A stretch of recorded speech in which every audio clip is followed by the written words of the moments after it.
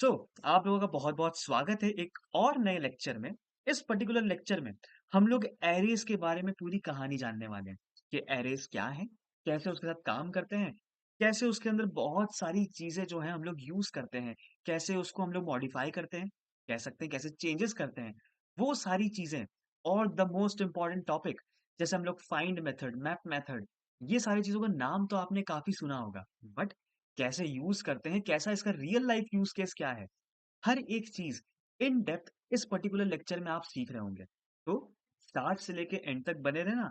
हर एक चीजों को एकदम इन डेप्थ देखेंगे, बहुत ही इजीएस्ट वे में पॉसिबल, जैसे हम लोग कोड की पाठशाला में देखते हैं। बिल्कुल उसी तरह इस चीजों को पढ़ेंगे। तो चलिए शुरू करते हैं आज के इस पर्टिकुलर लेक्चर को बिना कोई भी टाइम वेस्ट किए।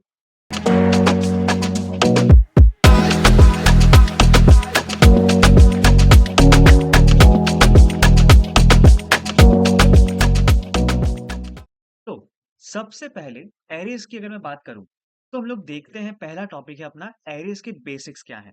अगर एरेज के बेसिक्स की बात करूं तो एरे होता क्या है, इंडेक्सिंग क्या होती है, कुछ लेंथ प्रॉपर्टी करके चीजें होती हैं, वो सारी चीजें क्या है इसके अंदर, वो सारी चीजों के बारे में एक एक करके आप फटाफट सीखना शुरू करते हैं।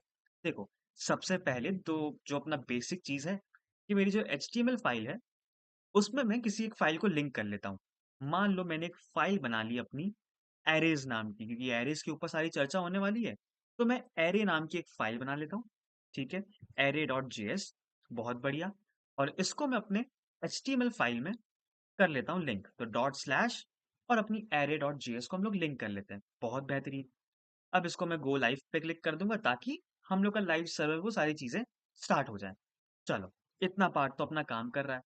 अब जब जावास्क्रिप्ट की बात हुई तो हम लोग को कंसोल तो ओपन करके रखना ही पड़ेगा, क्योंकि जितने भी आउटपुट्स हैं वो हम लोग इस कंसोल में शो करने वाले हैं। ठीक है, चलो।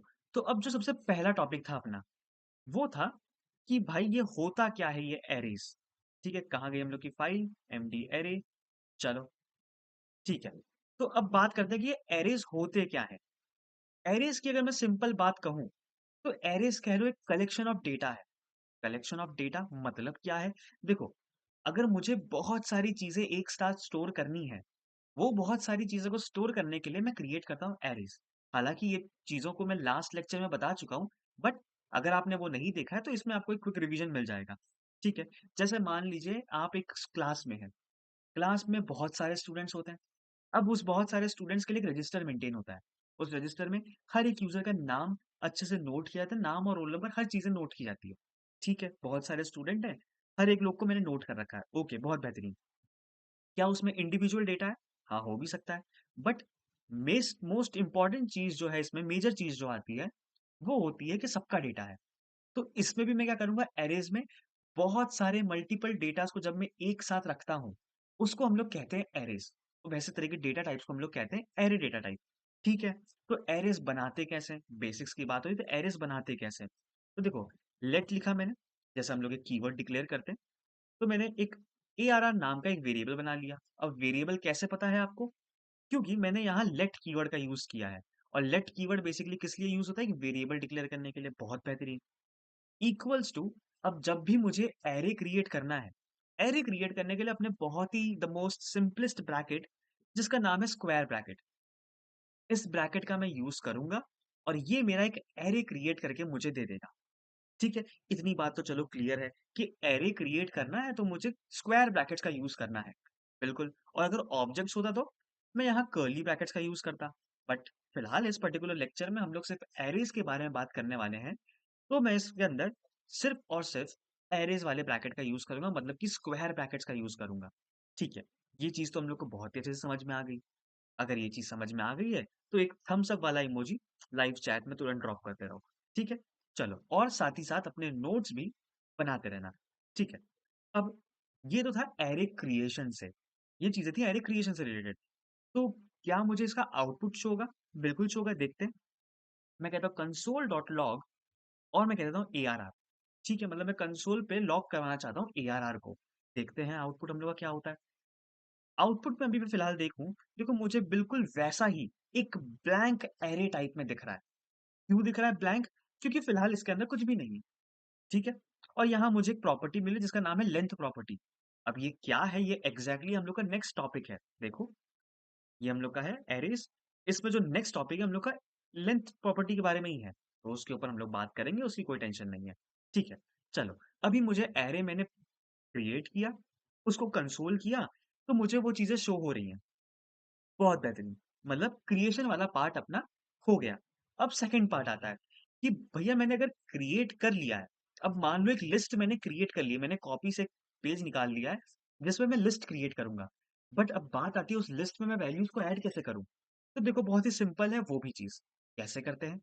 जो अपनी ये स्क्वायर ब्रैकेट्स हैं, इसके अंदर मैं जो मनचाही वैल्यूज़ में डालना चाहूँ, मैं उसके अंदर डाल सकता हूँ। जैसे मैं कह दूँ मैं पहली वैल्यू 1 रखना चाहता हूँ, ठीक है? मैं कहता था अब एक लिस्ट है ये, तो अगर ये लिस्ट है, तो इसमें और वैल्यूज़ मैं कैसे ऐड करूँ?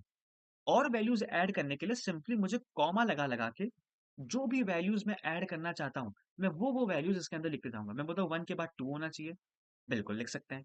2 के बाद 3 होना चाहिए, बिल्कुल लिख सकते हैं। अब आपके मन में एक सवाल उठ रहा होगा, क्या सिर्फ़ ये 1, 2, 3 ऐसी चीज़ों को स्टोर करने के लिए यूज़ होता है? नहीं, यहाँ हम लोग कोई भी डेटा टाइप, कोई भी मतलब कोई भी डेटा टाइप्स को हम लोग इसके अंदर सेव कर सकते हैं। जैसे हम लोगों ने बहुत सारे डेटा टाइप्स देखे थे।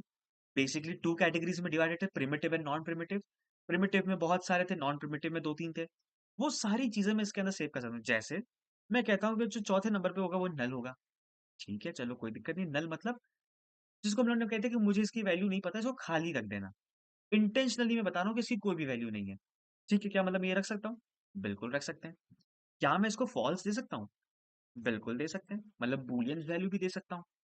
क्या मैं इसको स्ट्रिंग दे सकता हूँ? बिल्कुल दे सकता है। कोड की पाठशाला। ठीक है, बहुत बेहतरीन। अब इसके अलावा मैं ऑब्जेक्ट देना चाहूँ, मैं ऑब्जेक्ट भी दे सकता हूँ। मैं ऑब्जेक्ट में कह देता हूँ कि भाई नेम रख लेना, नेम मैं कह दो अभिषेक कह देता हूँ, मेरा नाम, ठीक है? कर लिया, कोई दिक्कत नहीं है। क्या इसके अलावा कुछ और? बिल्कुल, मैं इसके अंदर एक फंक्शन को भी रख सकता हूँ। अब जो बिगिनर्स हैं उनको पता नहीं होगा ये फंक्शंस होते क्या हैं, बट फिलहाल के लिए ये समझो, हर एक चीज़ जो कि हम लोग एक जावास्क्रिप्ट के अंदर क्रिएट कर सकते हैं, वो सारी चीज़ें मैं इस पर्टिकुलर एरे के अंदर स्टोर करवा सकता हूँ। ठीक है, मोस्ट इम्पोर्टेंट बात कि अब मैं स्टोर कर सकता हूँ, तो इसका मतलब अभी मैंने हार्ड कोडेड चीज़ों को स्टोर करके रख दिया है।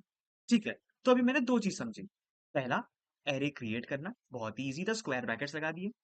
दूसरा, मुझे उसके अंदर आइटम्स अगर ऐड करने हैं, मैं सिंपली उसके अंदर आइटम्स ऐड कर सकता हूँ। कोई भी डेटा टाइप, चाहे वो ऑब्जेक्ट हो, नल हो, बूलियन हो, स्ट्रिंग हो या नंबर हो, हर एक चीज़ उसके अंदर ऐड कर सकता हूँ। बस ध्यान इतना सा देना है मुझे कॉमास का यूज़ करना पड़ेगा।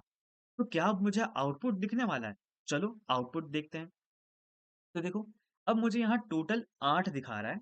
8 क्यों दिखा रहा है? अभी उसके ऊपर हम लोग बात करेंगे। थोड़ा-सा समय दो बस। ट्रस्ट मी, चीज़ें समझ में आएँगी।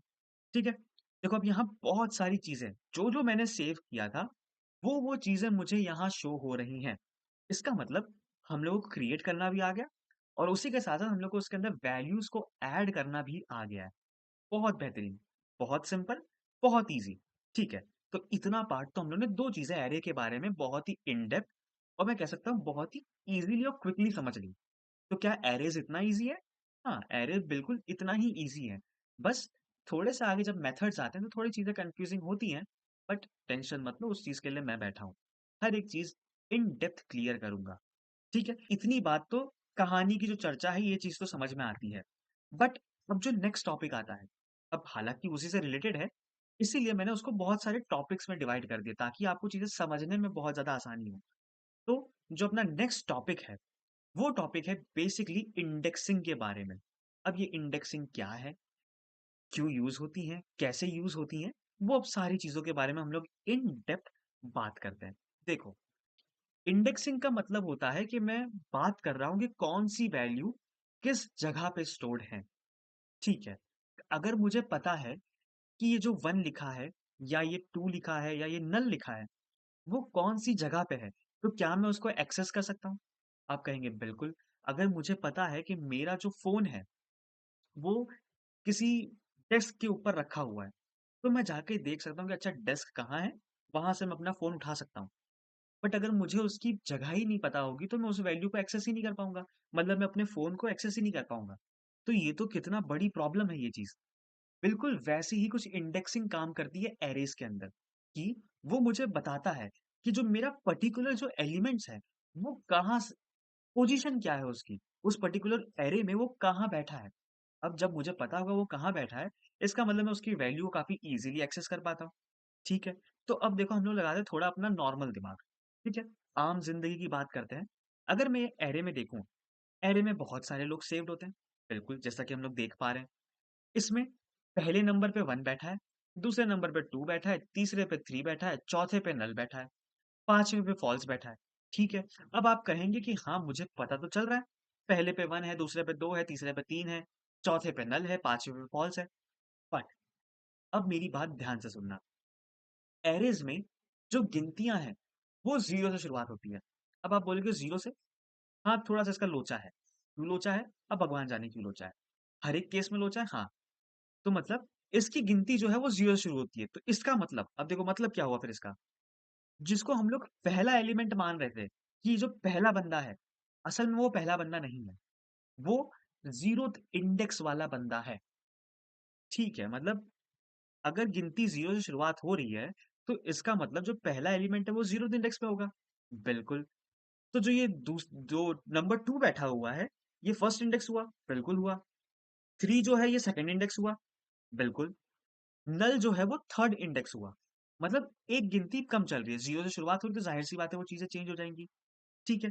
अब आप कहेंगे कि चलो ठीक है, 0 बेस्ड इंडेक्सिंग हो रही है कि 0 से गिनती शुरुआत होती है, तो अब मैं इसका फ़ायदा कैसे उठाऊँ? मतलब मैं इसको यूज़ कैसे करूँ? क्योंकि अभी आपने तो कहा कि अगर मुझे जगह पता है तो मैं उस चीज़ को एक्सेस कर सकता हूँ। तो अगर मुझे जगह पता है, मान लीजिए मुझे पता है कि तीसरे नंबर पे नल आ रहा है, तो मैं उसको यूज़ कैसे करूँ?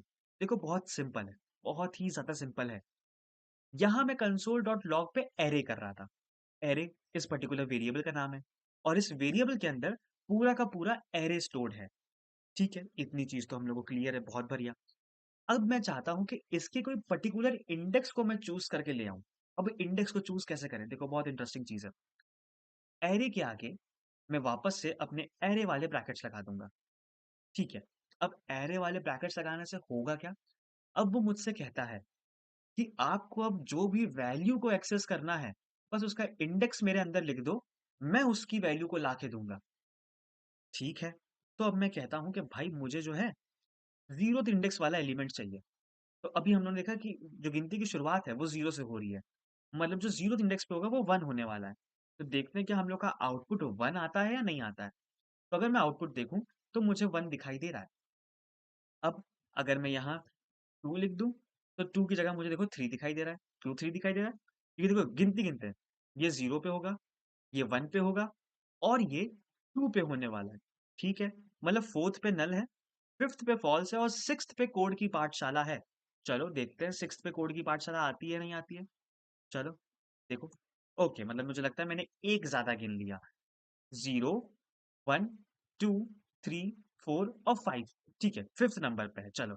गिनतियाँ 5 0 से शुरू होती हैं, यहाँ पे थोड़ा बहुत कन्फ्यूज़न हो सकता है। बट मुझे ये पक्का है कि आपको एक वो जो लॉजिक है वो क्लियर हो गया होगा कि क्यों 0 से हम लोग गिनती शुरू कर रहे हैं क्योंकि इंडेक्सिंग उसी के ऊपर बेस्ड होती है। अब आप बोलेंगे कि प्रूफ क्या है कि ये इंडेक्सिंग 0 से शुरू होती है? देखो, जब हम लोग खाली एरेज़ को प्रिंट कर रहे थे, प्यूरे जो पूरा एरे है अपना, उसको जब मैं प्रिंट कर रहा था, तब देखना क्या आउटपुट आ रहा था। जैसे ही मैं इस पे क्लिक करता हूँ, देखो यहाँ कुछ लिखा है 0, 0 पे 1 है, 1 पे 2 है, तो बेसिकली जो ये लेफ्ट साइड वाली चीज़ें है ना, जो 0, 1, 2, 3, 4 लिखा हुआ है, ये हम लोग का इंडेक्स है और जो भी चीज़ें राइट में लिखी हुई हैं, ये हम लोग की है वैल्यूज़, जो कि हम लोग के एरेज़ में सेव्ड हैं। तो इतना आसान होता है हम लोग का जावास्क्रिप्ट के अंदर किसी भी अपने पर्टिकुलर एलिमेंट को टारगेट करना। ठीक है? अब देखो अभिषेक लिख के आ रहा है नेम में। अब arr.6 एक ऑब्जेक्ट है, कैसे पता? देखो एक ऑब्जेक्ट बन के आ रहा है। तो अब अगर मुझे इसके अंदर की वैल्यू एक्सेस करनी है, तो मैं डॉट नेम लिख सकता हूँ। ठीक है? तो अब मुझे क्या मिलेगा? अभिषेक। अब आप बोलेंगे कि अब ऑब्जेक्ट्स की चीज़ें इसके अंदर कैसे आ गई? तो फिलहाल मैंने आपको थोड़ा-सा ट्रेलर दिया है। यही चीज़ें इन डेप्थ हम लोग नेक्स्ट लेक्चर में देख रहे होंगे। ठीक है? चलो बहुत ही बेहतरीन और बहुत ही इंटरेस्टिंग चीज़ हम लोग को फिलहाल यहाँ से समझ में आई कि कैसे हम लोग एरेज़ को एक्सेस करते हैं with the help of index. तो क्विक रिकैप, 3 चीज़ें हम लोगों ने जानी, एरेज़ को क्रिएट करना, एरेज़ में वैल्यू ऐड करना और थर्ड चीज़ एरेज़ को कैसे हम लोग एक्सेस करते हैं किसी एक पर्टिकुलर एलिमेंट को। बहुत ही इंटरेस्टिंग वे में, बहुत ही सिंपलेस्ट वे में, जितना हो सकता था उतने सिंपलेस्ट वे में मैंने आपको बताया। ठीक है? तो इतना तो चलो मोटा-माटी चीज़ें हम लोग को समझ में आ गई कि एरेज़ कर क्या रहा है। अभी तो बहुत बेसिक चल रहा है। अभी देखना धीमे-धीमे लेवल बढ़ता कैसे है। ठीक है? देखो, अब बहुत ही इंटरेस्टिंग चीज़ आने वाली है जिसका नाम है लेंथ प्रॉपर्टी। अब ये लेंथ प्रॉपर्टी क्या होती है? देखो, मैंने यहाँ एक एरे क्रिएट किया, ठीक है? इंडेक्सिंग इसकी शुरू हो रही है 0 से। बट जब हम लोग कैलकुलेशंस की बात करते हैं, जब एक ह्यूमन बेस्ड दिमाग चलता है, हम लोग की गिनती हमेशा 1 से शुरू होती है। बिल्कुल। अगर मुझसे ये कोई पूछ ले कि भाई बताओ इसके अंदर टोटल कितने लोग बैठे हुए हैं? उनकी पोजीशन नहीं पूछ रहा हूँ मैं, कि वो 0th इंडेक्स पे, वो 1 इंडेक्स पे, 2nd इंडेक्स पे, मुझे उनको एक्सेस नहीं करना है। मुझे बस इतना बता देना है कि टोटल इस एरे में कितने लोग हैं। तो वो मैं कैसे करूँगा? देखो, उसी के लिए यूज़ होता है लेंथ प्रॉपर्टी या लेंथ मेथड कह लो, जो कहना है वो कह लो। बोलोगे अब भाई ये चीज़ कहाँ से आती है? देखो, जैसे ही मैं एरे प्रिंट कर रहा था, अगर मैं आउटपुट देखूँ, देखो सबसे लास्ट में मुझे यहाँ क्या दिख रहा है? Length colon 8। अब मैंने लेंथ नाम से इसके अंदर कोई भी प्रॉपर्टी नहीं बनाई थी, कोई भी नहीं बनाई थी। ये एरेज़ अपने आप खुद लेके आ रहा है। तो अगर मुझे लेंथ की प्रॉपर्टी एक्सेस करनी है, तो मैं कैसे करूँगा? मैं सिंपली जो मैंने एरे लिख रखा था, बिल्कुल लिख रखा था। मैं चाहता हूँ उसकी वैल्यू एक्सेस करना। हाँ, किसकी? लेंथ की। वो कहाँ से आ रही है? एरे से आ रही थी। क्यों? क्योंकि देखो मैंने कंसोल तो एरे करवाया है ना, और एरे को कंसोल करवाने के बावजूद मुझे ये लेंथ नाम की प्रॉपर्टी मिल रही है। तो जब लेंथ नाम की प्रॉपर्टी मिल रही है, तो इसको एक्सेस करने के लिए मैं सिंपली इसे लगाऊँगा डॉट, कैसे डॉट? ARR डॉट, मैं लिखूँगा लेंथ, ठीक है? क्या इतना काम हो गया? बिल्कुल हो गया। अब देखते हैं आउटपुट। देखो, आउटपुट में 8 लिख के आ रहा है। क्यों लिख के आ रहा है? देखो गिनते हैं। ये 1 हो गया, 2, 3, 4, 5, 6 और ये 7 और ये आखिरी अपना 8वाँ नंबर। मतलब टोटल 8 लोग हैं इस पूरे एरे के अंदर। तो अगर आपको बस इतना सिंपल सा जानना है कि टोटल कितने लोग हैं इस एरे के अंदर, तो एरे डॉट लेंथ लिख दो, काम खत्म। अब आप बोलेंगे क्या ARR डॉट लेंथ ही लिखना ज़रूरी है? नहीं। जिस भी वेरिएबल में आपने इसको स्टोर कर रखा होगा, उसका नाम लिख के खत्म करो। अगर मैं कह दूँ इसको चिंटू, ठीक है? तो मुझे यहाँ लिखना पड़ेगा चिंटू डॉट लेंथ कि भाई चिंटू की लेंथ बता दो। चिंटू एक एरे है, हाँ बिल्कुल है। उसकी लेंथ बता दो, मतलब कि उसके अंदर कितने लोग आ रहे हैं उसके बारे में मुझे बता दो। ठीक है, इतनी सिंपल सी चीज मुझे इसके अंदर बतानी होती है। तो जो लेंथ प्रॉपर्टी है वो हम लोग की इतनी सिंपल सी चीज और बहुत ही बेसिक सी चीज हम लोगों को करके दे रहा है। ठीक है, चलो इतनी चीज तो समझ में आ गई अपने को कि हाँ भाई लेंथ प्रॉपर्टी क्या कर रहा है, कैसे कर रहा है और क्यों काम कर रहा है। ठीक है, चलो अब बढ़ते हैं अपने नेक्स्ट टॉपिक की तरफ। नेक्स्ट टॉपिक बेसिकली अपना होने वाला है लूप्स के ऊपर, कि एरेस के ऊपर फॉर लूप और फॉर ऑफ लूप हम लोग कैसे यूज करते हैं। ठीक है, तो अब हम लोग बात करते हैं लूपिंग मेथड्स के ऊपर। अब देखो आप कह रहे होंगे कि लूपिंग, वापस से लूप्स क्यों आ रहे हैं? हम लोगों ने लास्ट लेक्चर में ही लूप्स के बारे में पढ़ लिया था। बट एरेस के ऊपर जब भी लूप करने की बारी आती है, तो बहुत ही ज़्यादा चीज़ें इंटरेस्टिंग हो जाती हैं। क्यों? क्योंकि अभी तक जो मैंने लूप्स के बारे में पढ़ा था, उसमें ये पढ़ा था मैंने कि यार मुझे स्टार्टिंग बतानी पड़ रही थी, मुझे एंडिंग बतानी पड़ रही थी, मुझे कैसे इंक्रीमेंट करना है, कैसे डिक्रीमेंट करना है, वो सारी चीज़ों को मुझे बताना पड़ रहा था। बट अब हम लोग को चीज़ें थोड़ी ट्विस्ट लानी पड़ेगी। मैं कहूँगा कि यार मुझे मेरे एरे में कितने एलिमेंट हैं, ये तो मुझे पता ही नहीं है। और जब मुझे पता नहीं है, तो मैं ये कैसे बता सकता हूँ कि लूप कहाँ से कहाँ तक चले, कहाँ से खत्म हो, कहाँ से चीज़ें खत्म हो। ठीक है? हाँ, चलो कह सकते हैं कि हाँ, ये बात तो थोड़ा लॉजिकली सेंस करती है। तो देखो, अब सिंपली मैं करता क्या हूँ, देखो फॉर लूप का मैं पहले यूज़ करता हूँ। फॉर लूप्स का सिंटैक्स हम लोग को पता था, फॉर आ गया, मैं कहता हूँ स्टार्ट दे देंगे पहले, सेमीकोलन, ठीक है? उसके बाद हम लोग कहते थे एंडिंग और उसके बाद में लिखा था इंक्रीमेंट या फिर डिक्रीमेंट, ठीक है? ये अपनी थी कुछ बेसिक सा सिंटैक्स। अब देखो मैं करता क्या हूँ, मैं फॉर बनाता हूँ, बहुत बेहतरीन, ठीक है? मैं कहता हूँ पहले अपना शुरुआत जैसे basic, let i is equals to 0, मतलब मैं चाहता हूँ शुरुआत कहाँ से हो? 0 से हो। अब बेसिकली देखो, लूप का मेजर मोटिव क्या है एरेज के साथ? लूप का मेजर मोटिव ये है कि मैं जो भी कुछ करवाना चाहता हूँ, हर एक पर्टिकुलर एलिमेंट के साथ, मैं वो लूप की मदद से ही करवाऊंगा। क्यों करवाऊंगा? अब देखो हर बार मैं एक्सेस कर करके, मतलब हर बार मैं कुछ अगर ऐसा करूं कि चिंटू डॉट वन, मतलब फर्स्ट एलिमेंट, मतलब फर्स्ट इंडेक्स वाले एलिमेंट की बात कर रहा हूँ, मतलब 2 की बात कर रहा हूँ। अब अगर मैं हर बार ऐसे करता हूँ, तो इससे प्रॉब्लम क्या होगी? तो इससे प्रॉब्लम ये होगी कि मेरा जो टास्क है वो काफ़ी ज़्यादा लेंथी हो जाएगा, काफ़ी ज़्यादा चीज़ें मुझे बार-बार करनी पड़ेंगी। तो वो चीज़ें मुझे ना हो, तो क्यों ना एक ऐसा सिस्टम बना दूँ मैं कि हर बार वो हर एक एलिमेंट पे जाएगा और जो भी चेंज करना होगा, जो भी प्रिंट ही करवाना होगा, वो प्रिंट करके मुझे दे देगा। ठीक है? मतलब एक्सेस करके कुछ ना कुछ चीज़ें चेंज करनी है। बिल्कुल। तो अब मुझे पता है कि एक्सेस करने के लिए मेरे पास जो गिनती जो शुरू होती है, जो इंडेक्सिंग शुरू होती है, वो बेसिकली हम लोग की 0 से होती है। ठीक है? बहुत बेहतरीन। अब मैं कहता हूँ एंड कहाँ करना है? अब यही द मोस्ट इम्पोर्टेंट चीज़ है। अब देखो, मैं कहता हूँ कि भाई जितने लोग होंगे, उतनी बार लूप चला देना, ना उससे ज़्यादा, ना उससे एक कम। क्यों? क्योंकि मैं चाहूँगा कि भाई सब पे जाके वो लूप चले। ठीक है? तो मतलब मैं बोल रहा हूँ जितने लोग हैं उतनी बार चला देना, ना उससे ज़्यादा, ना उससे कम। तो अगर मैं इतनी लाइन कहने से आपको एक चीज़ याद आ रही है, तो इसका मतलब आप लेक्चर को बहुत ध्यान से देख रहे हैं। इसका मतलब मैं बात कर रहा हूँ उसकी लेंथ प्रॉपर्टी के बारे में। क्योंकि लेंथ प्रॉपर्टी हम लोग को यही बताती थी कि इस पर्टिकुलर एरे में कितने लोग एग्ज़िस्ट करते हैं। तो मैं अब बात करता हूँ आगे चीज़ों की। देखो, मैं कहता हूँ आई, क्योंकि आई की वैल्यू फिलहाल मैंने 0 सेट कर रखी है। अब मैं बोल रहा हूँ इसको कहाँ तक ले जाना है? मैं कहता हूँ आई इज़ स्मॉलर देन, देखो जो छोटा है तब तो कोई प्रॉब्लम नहीं है। छोटा है पर ठीक है, चलो आई की वैल्यू छोटी है, ठीक है? और मैं बोलता हूँ कहाँ तक ले जाना है? इसको ले जाना है चिंटू डॉट लेंथ तक। अब मैं ऐसा क्यों कह रहा हूँ? क्योंकि मैं बोल रहा हूँ कि भाई देखो, आई की वैल्यू छोटी है, तब तक छोटी है, तब तक कोई दिक्कत नहीं। कहाँ तक छोटी है? जितनी उसकी लेंथ है। लेंथ मतलब जितने उसके लोग हैं। और मैं कह रहा हूँ कि स्मॉलर देन और इक्वल टू, मतलब ये जाएगा अपना कहाँ तक? 8 तक जाएगा।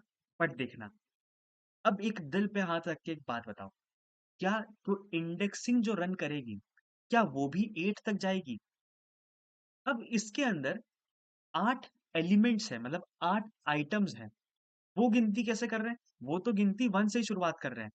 बट जब बात इंडेक्सिंग की आती है, तो वो तो गिनती 0 से शुरू कर रहा है। मतलब इसका जो इंडेक्सिंग है, वो सिर्फ 7 तक जाएगा। क्यों? देखो, लेंथ जो गिनती गिना था वो 1 से शुरू कर रहा था कि भाई ये पहला एलिमेंट, ये दूसरा, ये तीसरा, ये चौथा एंड सो ऑन। बट जब अपना इंडेक्सिंग गिनती गिनता है, वो बोलता है मैं 0 से शुरुआत करूँगा। तो इसका मतलब वो हमेशा लेंथ से 1 कम जाएगी। तो मैं कहता हूँ यही तो मैं चाहता हूँ। मैं कहता हूँ कि भाई आई की वैल्यू बस उसकी लेंथ से छोटी होनी चाहिए। लेंथ फिलहाल मुझे 8 मिलने वाली है, बट उससे 1 छोटी। तो छोटी कहाँ तक रहेगा? 7 तक। यही तो मैं चाहता था। तो मतलब ये चीज़ें कहाँ तक जाएगी? 7 तक जाएँगी। अब मैं इसके बाद बोलता हूँ क्या करना है, मुझे वैल्यू बढ़ानी होगी। तो कोलन आई प्लस प्लस, क्योंकि मैं चाहता हूँ वैल्यूज़ बढ़ती चली जाए। अब सिंपल सा मैं इसके अंदर प्रिंट करता हूँ कंसोल डॉट लॉग आई को। तो देखना अभी होगा क्या?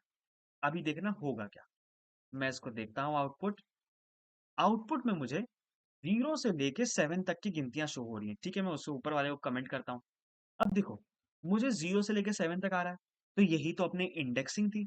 तो अगर मैं इसको कुछ ऐसा लिख दूँ, मैं कहता हूँ भाई चिंटू को मैंने काम करवाया, चिंटू की हर एक वैल्यू अलग-अलग लाइन पे प्रिंट होके आ जाए। मैं सिंपल से ये कहूँगा कि चिंटू स्क्वायर ब्रैकेट्स, क्यों? अभी हम लोगों ने जाना चीज़ों को एक्सेस करने के लिए काम आता है। उसके अंदर मैं सिंपली लिख दूँगा आई, मतलब अब लूप पहली बार चलेगा। तो वैल्यू क्या होगी? 0, मतलब चिंटू का 0th इंडेक्स, मतलब 1 की बात कर रहा हूँ। तो देखो, पहले 1 आ गया, ठीक है। फिर उसके बाद उसने वैल्यू को इंक्रीमेंट किया, मतलब अब वैल्यू 0 से हो गई है 1। 1 इंडेक्स पे कौन है? 2 है, ठीक है। देखो 2 आ रहा है। अब नेक्स्ट टाइम चला, जो उसका इंडेक्स 1 था वो 2 हो चुका है। तो 2 पे कौन है? 3 है एंड सो ऑन, ऐसी चीज़ें चलती चली जाएँगी। तो इसका मतलब अब मैं हर एक एलिमेंट पे एक्सेस कर पा रहा हूँ और एक्सेस करने के बाद मैंने सिंपली उसको क्या कर दिया कि भाई कंसोल चला देना, कोई प्रॉब्लम नहीं है अपने को। ठीक है? इतना छोटा-सा काम, बस मैंने एक नई चीज़ इसमें ऐड की, जो थी अपना चिंटू डॉट लेंथ। और कंसोल करते वक़्त मैंने जो भी बेसिक जो भी हम लोगों ने ऊपर देखा, कि कैसे वैल्यू को एक्सेस करते हैं, एग्ज़ैक्टली वही चीज़ को मैंने वापस से रिपीट कर दिया है। ठीक है? तो ये बहुत ही बेसिक सी चीज़, बहुत ही इम्पोर्टेंट चीज़, बट हम लोग ने इस चीज़ को अब सीख लिया है। ठीक है? तो अब हम लोग बात करने वाले हैं अपने जो सेकंड लूप के बारे में, जो कि है फॉर ऑफ लूप। बहुत ही इंटरेस्टिंग और बहुत ही इम्पोर्टेंट चीज़ अगर मैं बताऊँ, तो ये लूप बना ही है अरेज़ के लिए। अब कैसे काम करते हैं, कैसे चीज़ें करते हैं? चलो देखते हैं फटाक से। ठीक है। तो अब ये मैं ऐसा क्यों कह रहा हूँ कि फॉर ऑफ लूप जो है वो पर्टिकुलरली बना ही एरेज़ के लिए है। आओ देखते हैं फटाक से। तो मैं इसको फिलहाल करता हूँ कमेंट। ठीक है। फॉर ऑफ लूप है, मतलब इसका सिंटेक्स क्या होगा? मैं कह दूँगा कि फॉर चला दो। ठीक है। फॉर। अब ऑफ, तो मैं कहता हूँ कि इसमें आएगा आइटम ऑफ एरे। ऐसा कुछ सिंटेक्स लिखते हैं हम लोग। ठीक है। अब आप बोलेंगे ये सिंटेक्स यार समझ सा नहीं आया थोड़ा। तो ये तो एरे है, ये चीज समझ में आई। मतलब पूरे पूरे एरे की बात कर रहा हूँ। हाँ, तो पूरा पूरा एरे कौन है अपना? फिलहाल चिंटू है। ठीक है। आइटम कौन है? इसके अंदर के हर लोग। जाहिर सी बात है, उसके अंदर क्या है, हर लोग ही आइटम होंगे। तो मुझे अगर उसको एक्सेस करना है, अब एक्सेस करूंगा तो मुझे कहीं ना कहीं स्टोर करना पड़ेगा। बिल्कुल करना पड़ेगा। तो ये जो आइटम है वो अपना एक वेरिएबल है। तो अब जब वेरिएबल है तो मैं इसको कह देता हूँ भाई लेट आइटम ऑफ एरे। ठीक है, क्योंकि वेरिएबल है तो भाई मुझे लेट कीवर्ड का तो यूज करना ही करना पड़ेगा। अगर मैं यूज नहीं करूंगा तो फिर वेरिएबल कैसा हो? ठीक है, चलो इतना काम तो समझ में आया। अब मैं लिखता हूँ इसको। देखो फॉर, मैं कहता हूँ लेट आइटम्स ऑफ एरे। ठीक है। अब एरे का नाम क्या था अपना? चिंटू था। बिल्कुल था। अब देखो होगा क्या, अब ये लूप करता क्या है? ना मैंने इसको स्टार्टिंग बताई, ना मैंने इसको एंडिंग बताई, ना मैंने इसको बोला इंक्रीमेंट करना है डिक्रीमेंट करना है। कोई भी चीजें मैंने इसको अब तक नहीं बताई। मैंने बस उसको बोल दिया कि भाई ये मेरा एरे है। अब वो करेगा क्या, वो सारी चीजों को खुद ही हैंडल कर लेगा। वो खुद ही देख लेगा कि हाँ भाई मुझे गिनती शुरुआत जो है वो जीरो से करनी है, मतलब इंडेक्स जीरो से स्टार्ट करना है। उसकी वैल्यू फिर मैं कहाँ दूंगा? चलो यहाँ तो मेरे पास आई की वैल्यू थी, तो मैं उससे इंडेक्सिंग यूज करा था। अब देखो यहाँ मुझे कुछ नहीं करना। ये लूप उतनी ही बार चलाएगा जितनी बार उसके अंदर एलिमेंट्स होंगे, मतलब जितने भी लोग उस एरे के अंदर होंगे उतनी बार ये लूप चलाएगा। बहुत बेहतरीन। हर एक बार उस आइटम्स की जो वैल्यू है, मतलब हर एक जैसे जो भी पहली बार लूप चलेगा वो वन आएगा। उस वन की वैल्यू को ये आइटम के अंदर स्टोर कर देगा। दूसरी बार चलेगा तो आइटम की वैल्यू टू हो जाएगी, तीसरी बार में तीन, चौथी बार में नल, पांचवी बार में फॉल्स, और छठी बार में कोड की पाठशाला। नहीं है विश्वास? तो चलो, जब भी जावास्क्रिप्ट में आपको विश्वास ना हो तो उसको हम लोग कंसोल करके चेक कर लेते हैं। ठीक है, कंसोल कर लिया। चेक करते हैं। देखो सेम। अब आप बोलेंगे ये तो पुराना वाला कोड है, बट देखो एरे डॉट जेएस में लाइन नंबर 19, और लाइन नंबर 19 में ही मैंने कंसोल डॉट लॉग लिख रखा है। क्या इतना ही इजी था लूप चलाना? बिल्कुल। तो इसका मतलब फॉर ऑफ लूप की यही खासियत है। जो आप कह रहे होंगे कि अरे यार तो फिर ऊपर वाला मेथड क्यों किया? तरीका होता है इसलिए मैंने बताया है। ये आपको हर एक तरीका, अगर आप एक डेवलपर हैं तो आपको मैं कहता हूँ हर एक तरीका तो नहीं, बट कुछ कुछ तरीके जो बेसिक तरीके हैं वो तो आपको पता होना ही होना चाहिए, जिससे काम करना और समझना काफी ज्यादा आसान हो जाता है, काफी ज्यादा आसान हो जाता है। ठीक है। तो पता नहीं क्यों गला बहुत सूख रहा है, बट पढ़ाएंगे, पढ़ाना तो अपना काम है, तो पढ़ाएंगे इसको। ठीक है। चलो, तो फॉर ऑफ लूप इतना इजी है और इतने बेहतरीन तरीके से ये काम कर रहा है। तो कॉमन मिस्टेक बिगिनर्स मेक, तो मिस्टेक के नाम पे वो लोग सबसे बड़ी दिक्कत जो ये करते हैं, जो यहाँ चीज होती है, सबसे पहले यहाँ इन लोग इक्वल्स लगा देते हैं। तभी मैंने आपसे क्वेश्चन पहले ही पूछ लिया कि इसका जो लेंथ है, जो उसका इंडेक्स है, वो कहाँ तक जाएगा, जिसमें चैट में भी बहुत ही लोगों ने थोड़ा गलती की। तो उस केस में यही जो प्रॉब्लम्स ये डेवलपर्स फेस करते हैं जब भी वो चीजें सीख रहे होते हैं या चीजों को क्रिएट कर रहे होते हैं, बट धीमे धीमे विद प्रैक्टिस चीजें बहुत ही ज्यादा आसान होती हैं। तो इन सारी चीजों का जो प्रैक्टिस सेट है वो आपको मेरे डिस्कॉर्ड सर्वर पर मिल जाएगा, तो डिस्कॉर्ड सर्वर को ज्वाइन करना बिल्कुल ना भूलें। मैं आज ही बहुत ही बेहतरीन एक बना के सारी चीजों को उसके अंदर मैं डाल दूंगा। क्वेश्चंस को प्रैक्टिस करना, चीजें बहुत ही ज्यादा आसान हो जाएंगी। ठीक है। चलो, इतना काम तो हो गया। अब आगे क्या है? तो हम लोग का जो पहला सेशन था अपना इस पार्ट का, वो हम लोग ने समझ लिया। अब the most important array methods के बारे में बात करते हैं। कुछ हम लोगों को यूज करने होते हैं डेली लाइफ में। हालांकि सारी चीजें यूज होती हैं, बट कहाँ यूज करना है, कैसे यूज करना है, उन सारी चीजों के ऊपर इन डेप्थ चर्चा शुरू करते हैं। चलो, तो अब हम लोग बात करते हैं अपने और म्यूटेटिंग मेथड्स के ऊपर। देखो, अब जब बात आती है म्यूटेटिंग मेथड्स के ऊपर, तो म्यूटेटिंग का मतलब होता है कि एरेज में कुछ मॉडिफाई करना। ठीक है। अब मॉडिफाई करना तो कैसे मॉडिफाई करना? देखो यहाँ दो तरीके में बता रहा हूँ। एक है नॉन म्यूटेटिंग मेथड्स। ठीक है। दूसरा है म्यूटेटिंग मेथड्स। अब क्या होता है ये चीजें? तो बहुत ही इंटरेस्टिंग और बहुत ही इजी वे में अगर मैं बताऊं, तो देखो नॉन म्यूटेटिंग, म्यूटेटिंग का सिंपल सा मतलब होता है चेंज करना। तो अगर मैं कहूँ ये म्यूटेटिंग मेथड्स क्या होते हैं कि अपने जो एरेज़ हैं, उसको ये चेंज कर देंगे। मतलब कि अगर मैंने जो भी यहाँ बना रखा है अपने एरेज़ में, मैंने यहाँ जो भी अपने एरेज़ में फिक्स कर रखा है, इसके पास ये पावर है कि ये इन सारी चीज़ों को चेंज कर देगा। मतलब क्या चेंज कर देगा यार, कुछ तो बताओ थोड़ा डेप्थ में। हर एक मेथड्स अभी देखेंगे हम लोग एक करके। जैसे पुश मेथड है, पॉप मेथड है, शिफ्ट है, अनशिफ्ट है, स्प्लाइस है, सॉर्ट है। ये सारे मेथड्स कौन-कौन से हैं? अपने म्यूटेटिंग मेथड्स में काउंट होते हैं। तो इसको कैसे यूज़ करते हैं, कैसे क्या यूज़ केस होता है? पहले इसको समझते हैं, फिर समझेंगे नॉन म्यूटेटिंग मेथड को। नॉन म्यूटेटिंग मेथड में सिंपल सा फिलहाल मैं इतना बताता हूँ कि ये चीज़ों को चेंज नहीं करेंगे। मतलब अपना जो ओरिजिनल एरे है, जो अपना ये ओरिजिनल एरे है, वो कभी भी चेंज नहीं होगा। हमेशा वो जैसा था, वो वैसा ही रहेगा। बस जो भी चेंजेस हम लोग करेंगे, वो पहले उसकी कॉपी बनाएगा, मतलब उसको डुप्लीकेट कर लेगा, उस डुप्लीकेट में चेंज करेगा और हम लोग को आउटपुट दे देगा। मतलब जो अपना ओरिजिनल चीज़ें हैं, वो बिल्कुल वैसी की वैसी ही रहने वाली हैं। तो इसका मतलब जब भी आप ये मेथड्स कहीं भी देखेंगे, मैप, फ़िल्टर, रिड्यूस, फाइंड, सम, एवरी, ये सब चीज़ें जब भी आप देखेंगे, इसका मतलब ये वो हर एक चीज़ की बात कर रहा है, जो हम लोग ओरिजिनल एरे को चेंज नहीं करेंगे, उसकी कॉपी बना के चीज़ों को चेंज करेंगे। ठीक है? चलो, तो पर म्यूटेटिंग में क्या होगा? वो ओरिजिनल एरे में ही चेंज कर देगा। ठीक है, चलो अब हम लोग एक-एक करके पहले म्यूटेटिंग मेथड्स की बात करते हैं। मैं पहले बात करता हूँ पुश मेथड की। देखो, जैसे नाम से पता चलता है, मैं इसको भी करता हूँ कमेंट आउट। मैं यहाँ बोलता हूँ एक लेट एरे बना लेते हैं, एरे डॉट ब्लैंक, ठीक है? एक बस एरे क्रिएट कर लिया, इसके अंदर मैंने फिलहाल कुछ भी नहीं रखा है, कुछ भी नहीं। अब देखो, अगर मैं कह दूँ कंसोल डॉट लॉग और मैं कह देता हूँ एआरआर, ठीक है। आउटपुट एज़ यूजुअल अब तक तो आप जान चुके होंगे, एक ब्लैंक एरे आएगा, ठीक है। अब मैं चाहता हूँ इसके अंदर एक वैल्यू को इंसर्ट करवाना, ठीक है, मतलब एक वैल्यू को ऐड करवाना।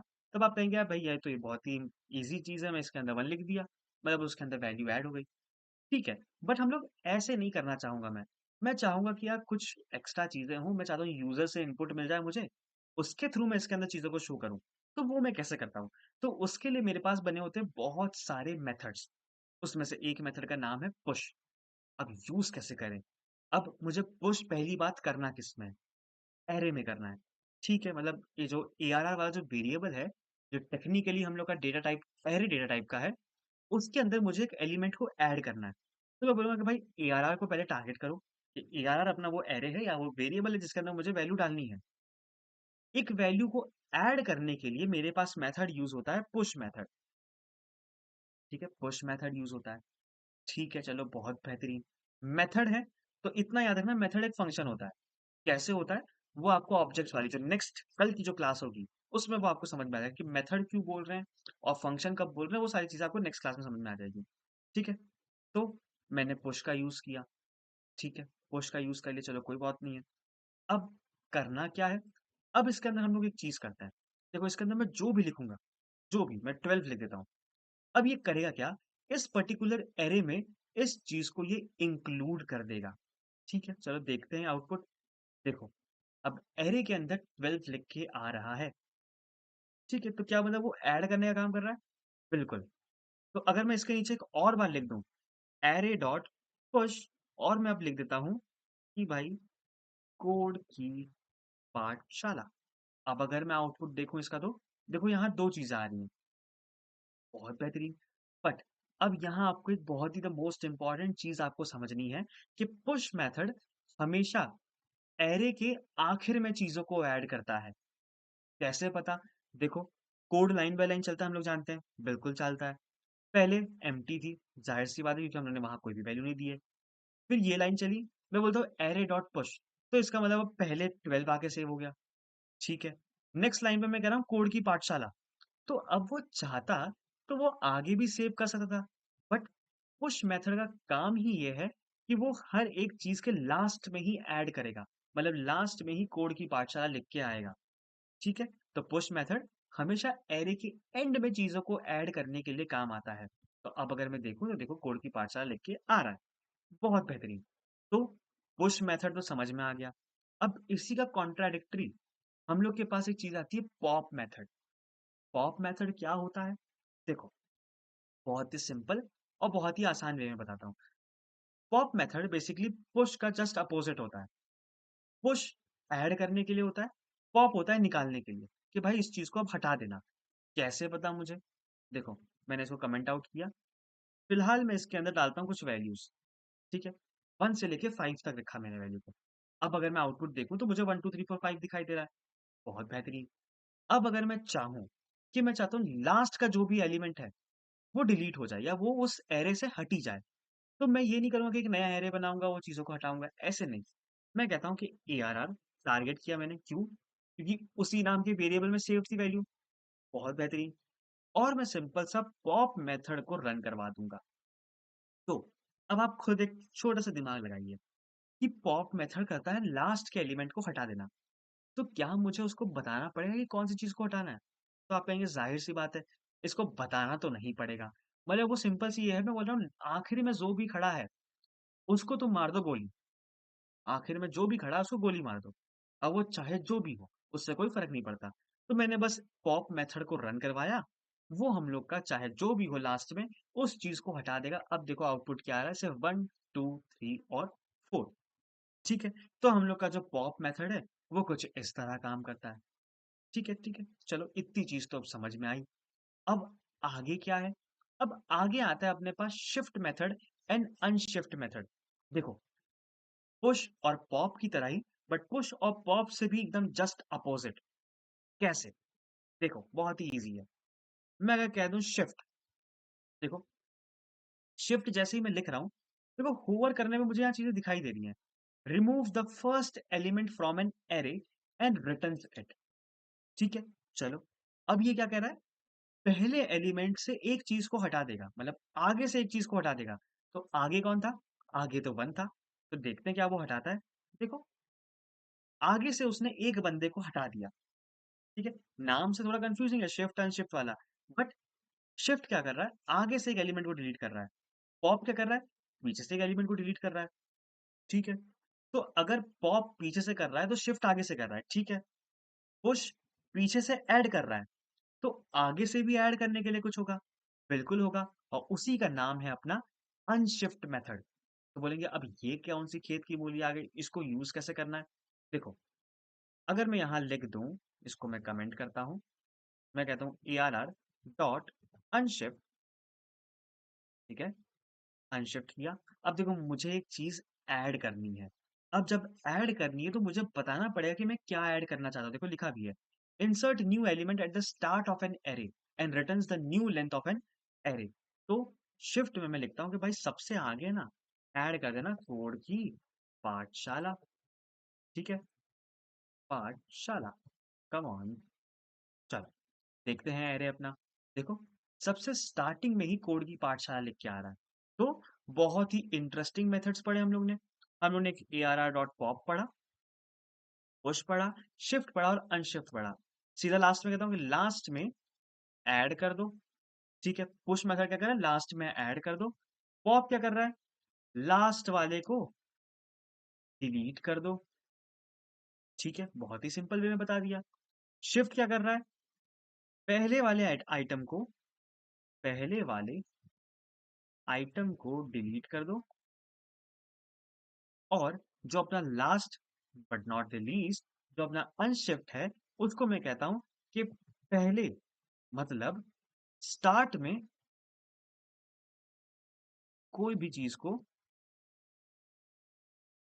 को ऐड कर सकते हैं। ठीक है, चलो इतना पार्ट जो हम लोग का बेसिक मेथड म्यूटेशन वाले में था, वो था अपना पुश, पॉप, शिफ्ट और अनशिफ्ट। ठीक है, चलो इतनी चीज तो बड़ी मजेदार तरीके से समझ में आ गई। बट अब ये दो लोग कौन है? स्प्लाइस और सॉर्ट कौन है? देखो इसके ऊपर हम लोग बात करते हैं। देखो, अब स्प्लाइस क्या है पहले इसको समझते हैं। देखो मैं लिखता हूँ ARR डॉट स्प्लाइस।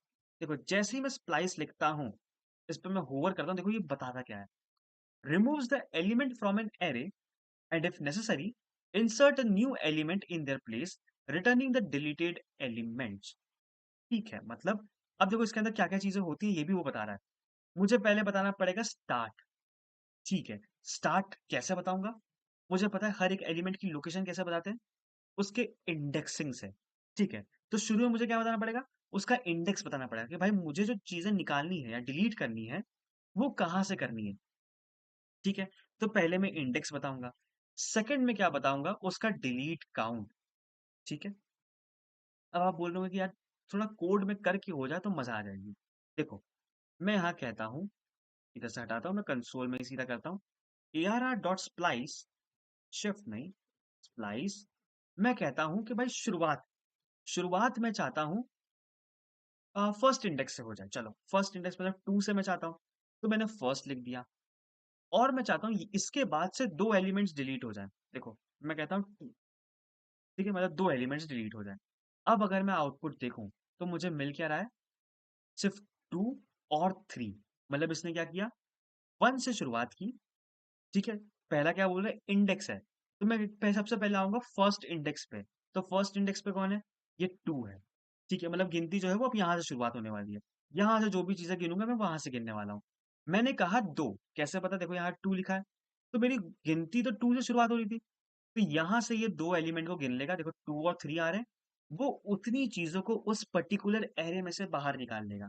बोलेगा भाई इतनी चीज़ें बाहर आ जाओ, मुझे इतनी ही चीज़ों की ज़रूरत है, मुझे इतनी चीज़ें बाहर दे दो, ठीक है? अब अगर मैं 3 लिख दूँ तो? अब बोलेगा पहले इंडेक्सिंग 1 से शुरू हो रही है, ठीक है? तो मैं फर्स्ट इंडेक्स वाले आइटम पे आ गया। अब मैं जो भी चीज़ें गिनना शुरू करूँगा, वो मैं यहीं से शुरू करूँगा।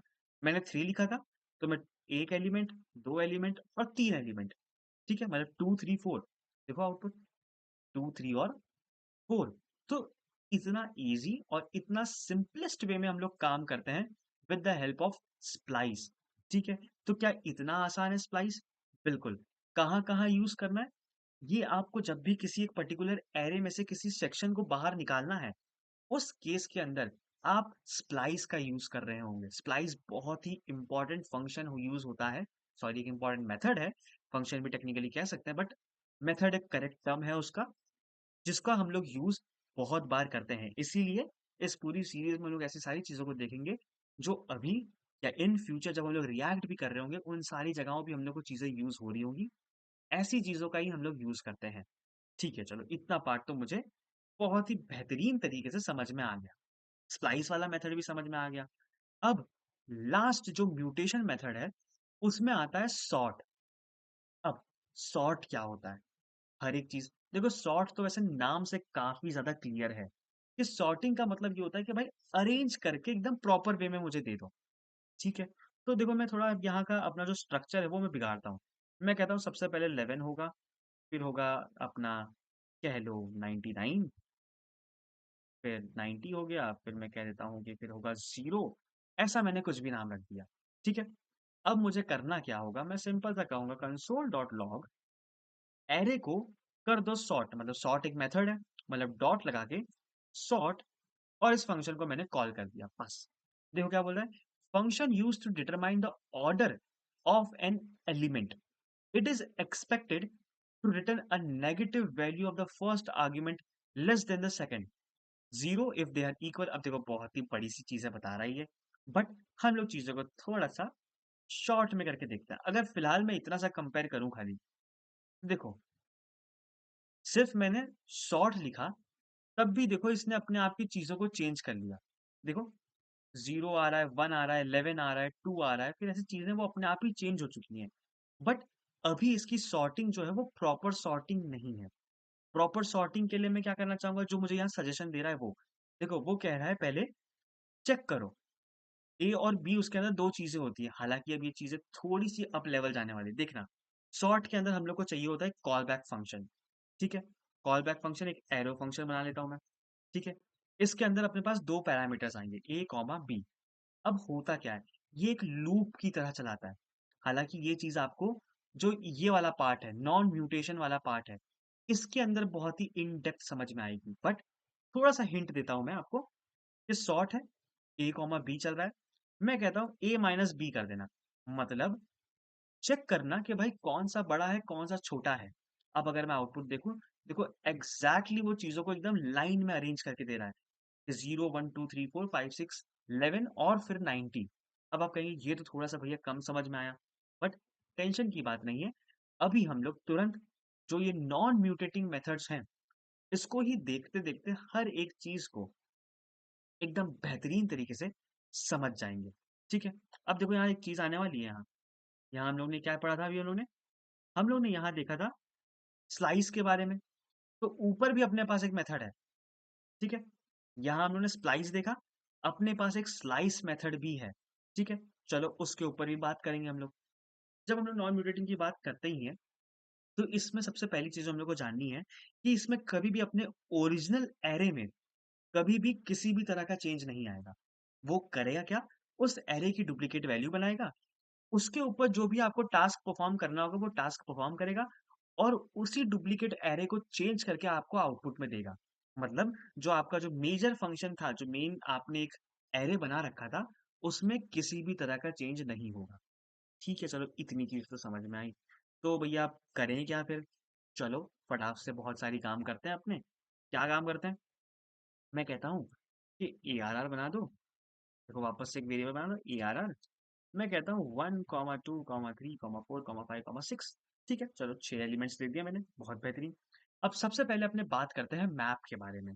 मैप क्या है, क्यों है, कब यूज़ होता है, वो सारी चीज़ों के ऊपर अब हम लोग चर्चा शुरू करते हैं। तो देखो, मैप बेसिकली अगर मैं कहूँ ना, तो मैप जो चीज़ें हैं, वो एक अपने एरे के ऊपर लूप चलाने के लिए यूज़ होती हैं। और हम लोग उसके ऊपर कोई भी तरह के कह सकते हैं, वो वर्ड नहीं आ रहा है मुझे।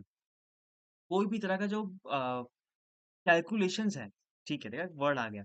तो अगर एक एरे के ऊपर हर एलिमेंट पे मुझे कोई भी कैलकुलेशंस परफॉर्म करके कुछ मुझे आउटपुट शो करवाना है, उस पर्टिकुलर केस में मैं मैप का यूज़ करता हूँ। या सबसे सिंपलेस्ट वे, मुझे कुछ नहीं करना है। जैसी चीज़ें थी, बिल्कुल वैसे ही मुझे रिटर्न कर देनी है। वो सारी चीज़ों के लिए भी मैं क्या यूज़ करूँगा? मैप का यूज़ करूँगा। ठीक है, अब आप बोलेंगे कि मैप फिर यूज़ क्यों करना है? चलो, अब देखो ध्यान से देखना एकदम क्या होता है। जैसे जब रिएक्ट में हम लोग बात करते हैं, तो जो भी डेटा मुझे अपने फ्रंट एंड पे शो करना होता है, मैप का यूज़ करते हैं। भर-भर के मैप का यूज़ होगा रिएक्ट जेएस में, भर-भर के। ठीक है? तो यूज़ कैसे करते हैं पहले ये बताता हूँ। मैं बोलता हूँ कि एआरआर मेथड है, मतलब जो अपना सॉरी मेथड नहीं है। एआरआर जो अपना एरे है, जो अपना वेरिएबल था, उसमें एरे सेव्ड है, ठीक है। उस पे मुझे मैप मेथड का यूज़ करना है। तो मैप मेथड है, तो मैंने मैप को कॉल कर लिया। ठीक है, चलो कोई दिक्कत नहीं है। अब इसमें एक इम्पोर्टेंट चीज़ होती है। एक नहीं 2 इम्पोर्टेंट चीज़ होती है। पहली चीज़ क्या होती है? ये एक लूप है। मतलब जितने एलिमेंट होंगे उतनी बार वो चीज़ें चलेंगी और हर एक केस में उसकी वैल्यू को वो एक्सेस कर पाएगा। ठीक है? इतनी बात तो बहुत ही ईज़ीएस्ट वे में हम लोगों को समझ में आ गई। फिर आप बोलेंगे दूसरी बात क्या है? दूसरी बात द मोस्ट इम्पोर्टेंट बात ये है कि ये एक नए एरे को रिटर्न करता है। ठीक है, नए एरे को रिटर्न करता है। रिटर्न करेगा तो मुझे कहीं न कहीं इसको एक वेरिएबल में स्टोर करना पड़ेगा। ज़ाहिर-सी बात है रिटर्न करता है तो मुझे कहीं न कहीं स्टोर करना पड़ेगा। बट अब एक चीज़, रिटर्न तो फंक्शन में होता था, तो इसमें तो फंक्शन दिख नहीं रहा है। तो क्या इसमें फंक्शन बनेगा? बिल्कुल बनेगा। कहाँ बनेगा? ये जो अपना मैप मेथड है, हमेशा ये अपने अंदर as a call back function एक फंक्शन को ही एक्सेप्ट करता है। अब फंक्शन देखो बिना नाम वाला फंक्शन दिया है मैंने। इसको कहते हैं एनोनिमस फंक्शन। अब आप कहेंगे कि एनोनिमस फंक्शन क्यों बनाया भाई? नाम दे देते, क्या प्रॉब्लम थी? देखो बट एक चीज़, मैप फंक्शन जो है या मैप मेथड जो है, वो चलेगा जितनी बार उसमें आइटम्स होंगे। मतलब इसमें टोटल 6 आइटम मतलब 6 बार चलेगा, ठीक है। 6 बार चलेगा तो उसके अंदर का ये फंक्शन ही चलने वाला है। तो अब ज़ाहिर-सी बात है ना कि जितनी बार लूप चलेगा मुझे पता है कि मुझे इसी पर्टिकुलर फंक्शन को रन करवाना है। जब इसी पर्टिकुलर फंक्शन को रन करवाना है तो मुझे इसको नाम देने की क्या ज़रूरत है? अगर मैंने एक पर्सनल असिस्टेंट रख रखा है कि भाई जाओ पानी लेके आओ, तो उसको पता है किसको उठ के पानी लेके आना है, ठीक है? चलो, तो अब इसका मतलब वो फंक्शन चलेगा। तो अब बात आती है कि भाई वैल्यू कैसे एक्सेस होगी? इस फंक्शन के अंदर 3 पैरामीटर बाय डिफ़ॉल्ट आते हैं।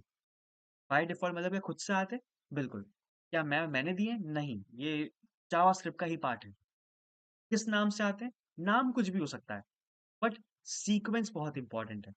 अब अगर मैं लिख दूँ A, B, C 3 पैरामीटर हैं, 3 नाम दे दिए। अगर आपने मेरे फंक्शंस वाली वीडियो देखी होंगी, तो उसमें मैंने समझाया था कि फंक्शन कुछ खास चीज़ नहीं है, फंक्शन बेसिकली क्या है, अपना वेरिएबल की तरह है। 3 वेरिएबल आ रहे हैं, नाम कुछ भी रख सकते हैं, हाँ। बट क्या इसका सीक्वेंस अलग-अलग हो सकता है? नहीं। सीक्वेंस में जो चीज़ें होंगी वो उसी की होंगी। पहला जो पैरामीटर होता है, उसमें हम लोग को मिलती है वैल्यूज़। किसकी वैल्यू? हर एक-एक आइटम्स की वैल्यू। ठीक है? मतलब जितनी बार लूप चलेगा उतनी बार वैल्यू होगी। ठीक है? बी में क्या मिलता है? बी में जो-जो आइटम को हम लोग एक्सेस कर रहे हैं, उसका इंडेक्सेस मिलेंगे मुझे। मतलब जब पहली बार लूप चलेगा तो ए में क्या आएगा? 1 आएगा क्योंकि 1 उसकी वैल्यू है। ठीक है? बी में क्या होगा? उसका इंडेक्स होगा मतलब 0 की मतलब 1 का इंडेक्स क्या है? 0 है। ठीक है? तो फिर अब ये लास्ट वाला सी क्या बचा? लास्ट वाला सी आपको पूरा का पूरा एरे ही रिटर्न कर देता है कि ये लो भाई ये पूरा एरे ले जाओ। ठीक है, चलो इतनी बात तो समझ में आया। पर कुछ प्रूफ हो जाता तो मजा आ जाती। चलो प्रूफ करते हैं। कंसोल डॉट लॉग मैं कह देता हूँ पहले ए को प्रिंट करता हूँ मैं। ठीक है, चलो 1 2 3 4 5 6 प्रिंट थे, बिल्कुल थे। देखो वैल्यूज आ रही है, मतलब ए के अंदर वैल्यूज तो आ रही है, इतना पार्ट तो पक्का है। बी के अंदर मैंने बताया था इंडेक्स आ रहे हैं। देखो बी अगर मैं कर देता हूँ तो इंडेक्स कहाँ से शुरू हो रहे हैं? 0 से शुरू होंगे और एक का मतलब 5 तक आएंगे। देखो आ रहे हैं, बहुत परफेक्ट। लास्ट वाला सी मैंने क्या बताया था? पूरा का पूरा एरे आ रहा है। तो देखते हैं, सी को प्रिंट करवाता हूँ। देखो उतनी बार वो पूरा का पूरा एरे जो है वो अपना प्रिंट होता हुआ मुझे दिख रहा है। इसका मतलब कि जो-जो मैंने बात कही थी वो सब बात एकदम 100% सच है। ठीक है, अब करना क्या होता है? अब देखो करने के लिए मैं इसके अंदर एक छोटी-सी चीज़ परफ़ॉर्म कर सकता हूँ। कंसोल में कर देता हूँ बंद। मैंने बताया था कि ये क्या करता है? एक नए एरे को रिटर्न करता है। अब जब नए एरे को रिटर्न करेगा तो इसका मतलब मेरे पास क्या होना चाहिए? एक रिटर्न कीवर्ड होना चाहिए। ज़ाहिर-सी बात है थोड़ा-सा ज़ूम आउट कर देता हूँ ताकि चीज़ें क्लियरली दिखाई दें। रिटर्न कीवर्ड होगा। अब मैं इसके अंदर कहता हूँ कि भाई जो भी मेरी वैल्यूज़ आ रही थी, मेरी वैल्यूज़ ए के अंदर आ रही थी। मैं कहता हूँ उन सब वैल्यूज़ को 2 से मल्टीप्लाई कर देना। ठीक है, 2 से मल्टीप्लाई मतलब पहली बार में 1 आएगा, 1 को मैं 2 से मल्टीप्लाई करूँगा क्या होगा? 2 1 ज़ा 2 ठीक है। दूसरी बार 2 आएगा, 2 को 2 से 2 2 ज़ा 4 हाँ, फिर 3 2 ज़ा 6 फिर 4 2 ज़ा 8 5 2 ज़ा 10 और 6 2 ज़ा 12। अब मैं रिटर्न कर रहा हूँ, तो रिटर्न की हुई सारी चीज़ें इस फंक्शन के पास जाती हैं। बिल्कुल जाती है, आप बोलेंगे हाँ, फंक्शन के पास ही जाती हैं। तो इसका मतलब अब फंक्शन के पास से ये मैप के पास जाएँगी। बिल्कुल जाएँगी क्योंकि वो उसके अंदर कॉल हो रहा है। अब जब वो उसके अंदर कॉल हो रहा है, तो मुझे इसको आगे जाके किसी एक नए वेरिएबल के अंदर सेव करना पड़ेगा। मैं कह दूँगा न्यू अरे, ठीक है? देखो अपना ओरिजिनल अरे ऊपर आराम से बैठा हुआ है, उसको कोई प्रॉब्लम नहीं है। मैप ने क्या किया उसको डुप्लीकेट किया, उसके ऊपर एक फंक्शन चलाया और उसमें बोल दिया कि भाई इसकी वैल्यू जो रिटर्न करना ना, वो डबल करके रिटर्न करना। अब अगर मैं कंसोल करूँ कंसोल डॉट लॉग न्यू अरे देखो आउटपुट अगर मैं देखूँ, देखो 2 4 6 8 10 12 मतलब जो हम लोगों ने काम करवाया था वो काम हो गया। अब बोलेंगे कि भाई प्रूफ करके दिखाओ अपना पुराने वाले में कुछ नहीं हुआ है। देखो एआरआर को प्रिंट करवाता हूँ। अब अगर मैं आउटपुट देखूँ तो पुराना वाला एरे अपना बिल्कुल एज़ इट इज़ वैसा ही है। उसको कोई भी फ़र्क नहीं पड़ा।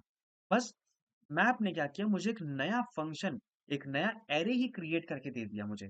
तो ये डिफ़रेंस होता है एरेज़ में कैसे हम लोग चीज़ों को चेंज करते हैं। म्यूटेशन वाले जो मेथड्स थे, वो ओरिजिनल एरे में ही चेंज कर देता था। बट जो मैप मेथड है अपना, वो नॉन म्यूटेशन वाला पार्ट है। मतलब वो ओरिजिनल एरे में इत्तू सा भी चेंज नहीं लाएगा। हर एक चीज़ है किसमें चेंज होगी, एक डुप्लीकेट एरे बना के चेंज होगी। ठीक है? चलो, तो इसी से हम लोगों ने क्या समझा? मैप को समझा कि मैप कैसे वर्क करता है, कैसे काम करता है। अब बात करते हैं फ़िल्टर के बारे में। अब फ़िल्टर, अब आप बोलेंगे कि यार अब दिमाग का जो तार है जावास्क्रिप्ट की वज़ह से वो थोड़ा-सा हिलना शुरू हो गया है। बट बहुत ईज़ी है, कोई प्रॉब्लम नहीं है इसके अंदर भी।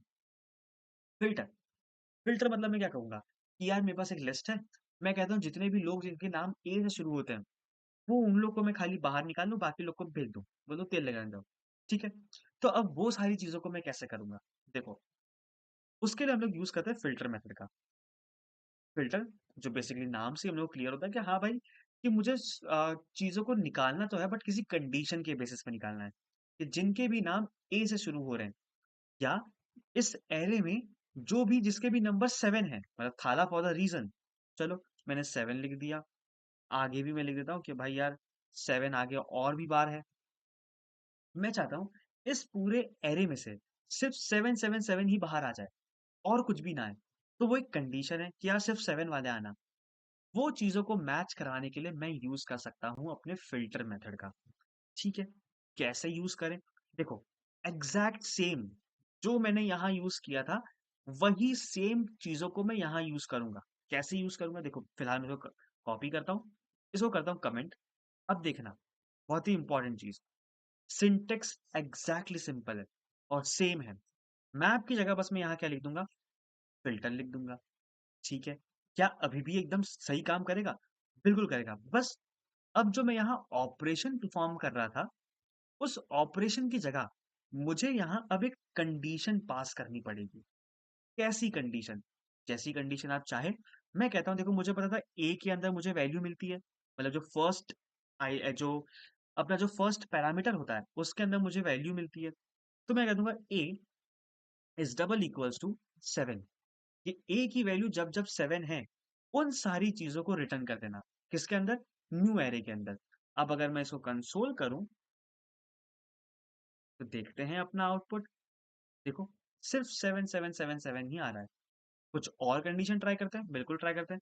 मैं बोलता हूँ A इज़ स्मॉलर देन 7, मतलब जो भी 7 से छोटे हैं सिर्फ वही आ जाए।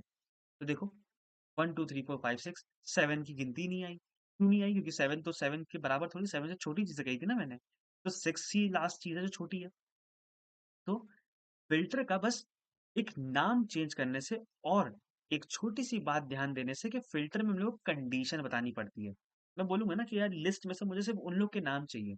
उन लोग के नाम को माँगना ही मतलब क्या होता है, कंडीशन बता रहा हूँ मैं, कि मुझे सिर्फ़ ये लोग चाहिए। वो एक कंडीशन होती है।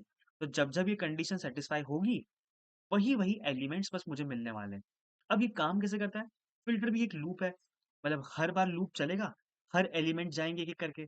हर एक-एक एलिमेंट पे वो चेक करेगा कि पहला है 1, क्या 1 उसकी वैल्यू A में स्टोर्ड है? क्या 1 7 से छोटा है? बोलेगा हाँ, भाई रिटर्न कर देना, मतलब एक नया एरे है उसके अंदर डाल दो। ठीक है, कोई दिक्कत नहीं। ऐसे ही करते-करते हर एक एलिमेंट पे वो लूप चलेगा, वो चेक करेगा, जो-जो कंडीशन सैटिस्फाई करता है, वो कंडीशन को लाके दे देगा। ठीक है, क्या इतना ईज़ी था? बिल्कुल ईज़ी था, या इतना ही तो काम करते ही हम लोग इसके अंदर। ठीक है चलो, इतनी बात तो यार बहुत ही अच्छे से मोटा-माटी चीज़ें हम लोग को समझ में आ गई। ठीक है। अब जो नेक्स्ट मेथड है अपना, नेक्स्ट मेथड है रिड्यूस। अब देखो रिड्यूस मेथड बहुत ही द मोस्ट इम्पोर्टेंट और बहुत जगह चीज़ों को यूज़ करने वाला है। अगर एग्ज़ाम्पल में देखें, देखो रियल लाइफ यूज़ केस में मैप रेंडरिंग में आता है, फ़िल्टरिंग में प्रोडक्ट्स और यूज़र में आते हैं। जैसे मैं चाहता हूँ कि मुझे सिर्फ़ और सिर्फ़ अ, एप्पल के प्रोडक्ट्स शो हो।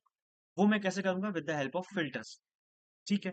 अब updating items inside the list, तो मतलब वो अरेज़ वाले ऑब्जेक्ट जो हम लोग जब ऑब्जेक्ट्स के बारे में पढ़ लेंगे, तब हम लोग इस चीज़ के ऊपर बात करेंगे। फिलहाल हम लोग बात करते हैं रिड्यूस के बारे में, ठीक है?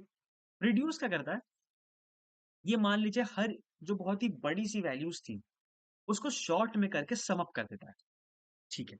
सम अप कर देता है मतलब मैं थोड़ा समझा नहीं, देखो समझाते हैं। इसका जो सिंटैक्स है, एग्ज़ैक्टली जैसे हम लोग बात कर रहे थे, बिल्कुल वैसा ही होने वाला है, बस इसमें हल्का-सा एक छोटा-सा चेंज आएगा। अब वो बोलेंगे, "आप वो क्या चेंज है यार? हर एक चीज़ तो सेम थी।" अब देखो इसके अंदर एक चीज़ होती है, मैंने इसको कॉपी किया, ठीक है? मैंने इसको पेस्ट किया। अब मैं यहाँ यूज़ करूँगा एरे के ऊपर मैं कह देता हूँ भाई इसको रिड्यूस मेथड का यूज़ करना है, ठीक है? उसके अंदर भी एग्ज़ैक्टली एक फ़ंक्शन होगा, बिल्कुल होगा। बस उसके अंदर 3 चीज़ नहीं, उसके अंदर सिर्फ़ 2 ही चीज़ होंगी, ठीक है? अब देखो मैं इसका नाम चेंज करता हूँ, पैरामीटर है, नाम तो हम लोग कुछ भी रख सकते हैं।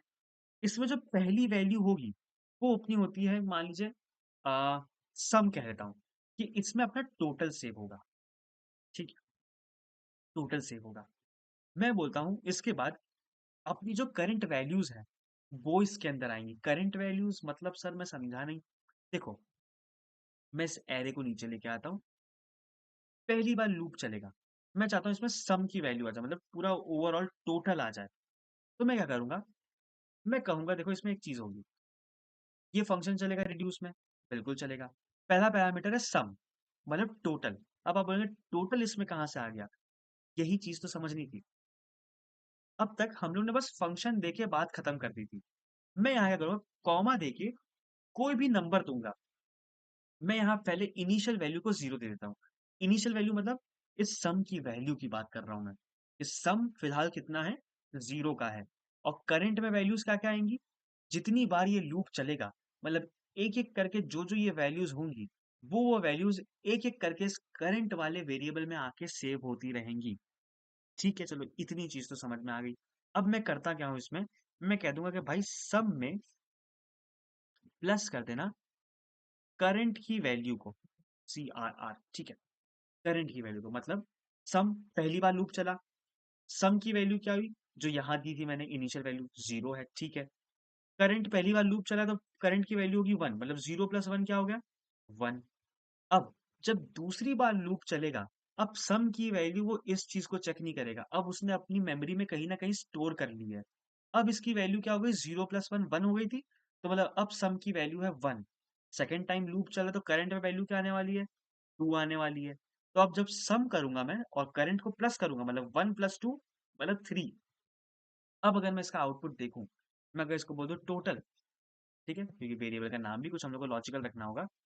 अब अगर मैं कंसोल डॉट लॉग करवाऊं, कंसोल डॉट लॉग टोटल, तो अब आउटपुट देखना। ओके, न्यू एरर, ठीक है, इसको हम लोग कमेंट आउट करते हैं पहले। तो देखो 49 टोटल आ रहा है। इसका मतलब इसने इन सारी चीजों को एक साथ टोटल करके मुझे आउटपुट में आंसर दे दिया है।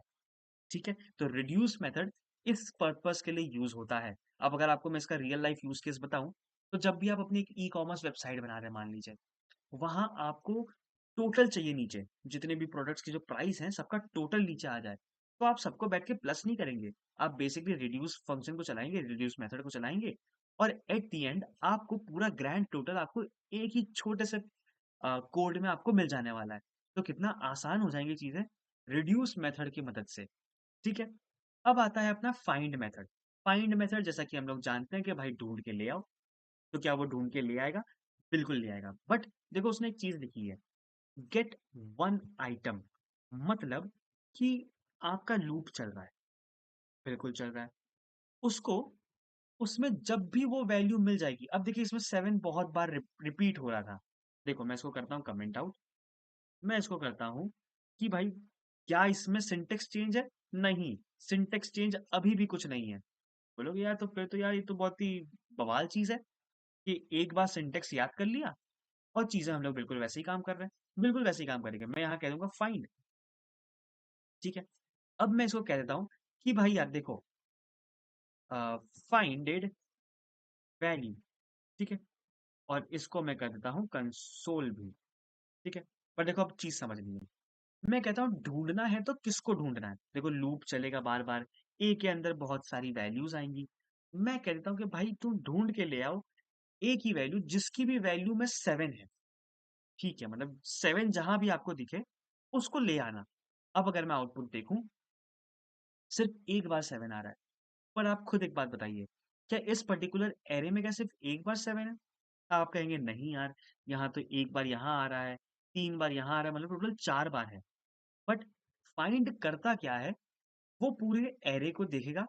अब जो भी मैंने चीजें ढूंढने को कही थी, अगर उसको वो पहले दूसरे तीसरे मन में कहीं भी मिल जाए, जहां भी उसको पहली बार मिलेगी, जैसे उसको 7 यहाँ मिल गया, ये अपने लूप को वहीं ब्रेक कर देगा, बोलेगा हाँ 7 ढूंढ रहे थे, 7 मिल गया है, ये लो 7। आगे कितनी बार आ रहा है उससे मुझे कोई मतलब नहीं है, बट 7 आ रहा है ये पक्का है, और ये लो 7, रख लो अपने पास इस 7 को। तो फाइंड मेथड कुछ ये करता है, बहुत ही बेसिक सी चीज है। तो मतलब बेसिकली हम लोग ये चीजों को उसमें यूज कर सकते हैं कि अगर मुझे कुछ ढूंढना है कि ये पर्टिकुलर एरे में क्या वो मेरा चीज इंक्लूडेड है या नहीं है, उस केस में हम लोग फाइंड का यूज कर सकते हैं। हालांकि उसके लिए एक प्रॉपर मेथड बना हुआ है जिसका नाम है इंक्लूड्स है, बट अभी उसके ऊपर भी चर्चा करेंगे। ठीक है, चलो फाइंड मेथड मतलब गेट वन आइटम हो गया। अब सम और एवरी मेथड क्या है, देखो दोनों को रिलेटेड चीजें हैं। अब देखो सम मतलब मैं कहूंगा कि क्या कुछ चीजें हैं, क्या सभी चीजें हैं, वो एवरी हो गया। तो बिल्कुल वैसा ही अपना सम एंड एरे भी काम करता है। मतलब वो बोलता है कि अपने पूरे आइटम्स में, मतलब पूरे एलिमेंट में, क्या कोई भी चीज 7 के बराबर है। मतलब इसमें भी मैं कंडीशन दे रहा हूं। अब देखो मैं बोल क्या रहा हूं उस चीज पे बहुत ध्यान देना। सम बोलता है कि क्या अपने पूरे एरे में क्या कोई भी चीज 7 के बराबर है? तो मतलब ये पूछ रहा है ना, और जब पूछे तो वो कहेगा हाँ है। सम मतलब क्या कोई भी वैल्यू है? बोलेगा हाँ, एक वैल्यू तो आ रही है। देखो हाँ या ना में जवाब आ रहा है ना, और जब भी हाँ या ना में जवाब आता है इसका मतलब सम मेथड क्या करेगा? हम लोगों को बूलियन वैल्यूज को रिटर्न करने वाला है। ठीक है, कैसे बूलियन वैल्यू? ठीक है, चलो देखते हैं। क्या a इज इक्वल्स टू 7, मतलब a में किसी की भी वैल्यू 7 है या नहीं है? बोलेगा हाँ 7 तो है। देखो अगर मैं आउटपुट देखूं, अब आउटपुट आ रहा है ट्रू। फॉल्स कब आएगा? मैं कह देता हूँ क्या किसी की भी वैल्यू, a की वैल्यू क्या बड़ी है 17 से? तो अगर देखो a की वैल्यू 17 से बड़ी तो नहीं है, तो अब अगर आउटपुट देखूं तो अब फॉल्स आता है, किसी की भी वैल्यू नहीं है। अगर एक की भी वैल्यू 17 से बड़ी होती, देखो मैंने यहाँ लिख दिया 20। अब अगर मैं आउटपुट देखूं, देखो अब ट्रू आ रहा है, मतलब वो बोल रहा है पूरे एरे में अगर एक भी आइटम 17 से बड़ा है तो भाई ट्रू दे देना। ठीक है, ये तो सम मेथड हो गया। तो एवरी क्या होगा? एवरी ये होगा कि वो हर एक एलिमेंट को मैंडेटरी कर देता है कि जो कंडीशन में दे रहा हूं, अगर हर एक एलिमेंट उस कंडीशन को सेटिस्फाई कर रहा है तभी मैं ट्रू दूंगा। तो अब हर एक एलिमेंट तो नहीं कर रहा, देखो मैं सम की जगह लिख देता हूँ एवरी। हर एक एलिमेंट तो 17 से बड़ा नहीं है, तो इस केस में क्या आने वाला है? फॉल्स। और अब अगर मैं ऐसा कुछ कह दूं कि हर एक एलिमेंट जो है अपना वो 22 से छोटा है, तो बोलोगे हाँ 22 से तो छोटा है। इसी पर्टिकुलर केस में यहाँ ट्रू आउटपुट मुझे मिलने वाला है। तो सम एंड एवरी बहुत ही इजी, दोनों आपस में को रिलेट करते हुए हम दोनों चीजों को बहुत ही इन डेप्थ समझा। ठीक है, अब जो अपना जो लास्ट मेथड शायद, बट एक और मेथड हो सकता है मेरे हिसाब से। हाँ, अभी दो मेथड है। Include method. इंक्लूड मेथड बहुत बहुत बहुत इजी है। ये बस इतना चेक करता है कि जो भी वैल्यूज आप ढूंढ रहे हैं क्या वो उस पर्टिकुलर एरे में एग्जिस्ट करती है या नहीं करती है। अब देखो इसमें भी सवाल में चीजें क्या आ रही हैं, करती हैं या नहीं करती हैं। तो जवाब कैसा होगा? हाँ करती हैं, या नहीं ना नहीं करती हैं। तो इसका मतलब ये भी क्या हो रहा है, एक ट्रू या फॉल्स में वैल्यू को दे रहा है मुझे। देखो मैं यहाँ से इसको डायरेक्ट कर सकता हूँ। मैं कहता हूँ कि भाई A R R dot includes, कि इसके अंदर इंक्लूडेड है या नहीं है। मैं कहता हूँ इंक्लूड 7। वो चेक करेगा क्या इसके अंदर 7 इंक्लूडेड है। अगर होगा, देखो मुझे वो ट्रू वैल्यू दे रहा है। मैं कह देता हूँ कि भाई इंक्लूड्स 17, तो वो मुझे क्या देगा? मुझे वो फॉल्स दे देगा। ठीक है, मतलब कि अगर मुझे सिर्फ हाँ या ना में जवाब चाहिए तो मैं इस चीज का यूज कर सकता हूँ। बिल्कुल यूज कर सकते हैं। क्या इसका यूज केस है? भर भर के यूज केस है। कहाँ यूज केस है? जब आप रिएक्ट पढ़ेंगे, जब मैं आपको प्रोजेक्ट्स करवाऊंगा, उस केस में आपको ये सारी चीजें बहुत ही इन डेप्थ समझ में आ जाएंगी। ठीक है, चलो इंक्लूड्स भी हो गया भैया, इंक्लूड भी बहुत ही इजीली समझ में आ गया हम लोग को। अब करना क्या है? अब लास्ट मेथड जो अपना आता है वो है अपना slice method. Slice method basically जैसे हम लोग ने उसमें किया था, एग्जैक्टली वही चीज हम लोग इसमें भी करेंगे। कैसे करेंगे? मैं कहता हूँ इसको कॉपी पेस्ट कर लेते हैं फिलहाल। इसको मैंने कमेंट किया। मैं कहता हूँ स्लाइस, और अगर मैं स्लाइस लिख के मैं इसको होवर करूँ, देखो ये फिर से वही चीज बता रहा है कि मैं स्टार्टिंग इंडेक्स दे सकता हूँ और एंडिंग इंडेक्स भी दे सकता हूँ। तो मैंने स्टार्टिंग 1 दे दी और एंडिंग दे दी 3, मतलब बिल्कुल एग्जैक्टली वो वैसा ही काम करेगा। क्या करेगा कि शुरुआत 1 से करेगा, मतलब आया 2 पे आया, और वहां से 3 एलिमेंट मतलब 2, 3 और 7। अब अगर मैं आउटपुट देखूं, देखो 3 एलिमेंट्स। तो इसने क्या किया हम लोग को? उस पर्टिकुलर चीजों से हम लोग को चीजों को निकाल के देती है। देखो बस VS कोड का यही फायदा है, ओवर करो काम खत्म हो जाता है। एनडी में कह रहा है the end index of the specified portion of the array. Sorry मैंने एक चीज गड़बड़ बता दी। जो हम लोग का स्प्लाइस मेथड था वो हम लोग को बोलता है कि स्टार्टिंग वाला बताओ इंडेक्स, ठीक है, उसके बाद बताओ स्टेप कितने चलने हैं, मतलब कितने आइटम्स को उड़ाना है। बट स्लाइस क्या बोलता है कि भाई मुझे एक काम करना, मुझे तुम स्टार्टिंग भी इंडेक्स ही बताना, एंडिंग भी इंडेक्स ही बताना। ठीक है, मतलब मैं बोला 1 से शुरू करना, तो 1 इंडेक्स पे ये है, 2 है। मैंने बोला खत्म करना 3 इंडेक्स पे, मतलब थर्ड इंडेक्स पर है, देखो 0 हो गया, ये 1 हो गया, ये 2 हो गया। ठीक है, तो उससे -1 चलता है। देखो 2 और 3 आ रहा है, मतलब 3 बोला मैंने, तो इसका मतलब वो सिर्फ सेकंड इंडेक्स तक ही चलेगा, मतलब -1 एक कम चलेगा। तो मैंने बोला 0, 1 और 2। ठीक है, अब अगर मैं यहाँ 4 बोल दूं तो इसका मतलब वो -1 मतलब 3 तक चलने वाला है। देखो 0, 1, 2 और 3 मतलब 7 तक आएगा देखो 2, 3, 7। तो ये थोड़ा-सा कन्फ्यूज़िंग हो सकता है, बहुत से डेवलपर्स को ये कन्फ्यूज़िंग लगता है, स्प्लाइस और स्लाइस मेथड।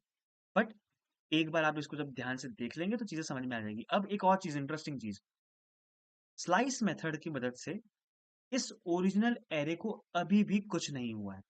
ओरिजिनल एरे अभी भी बिल्कुल वैसा का वैसा ही है।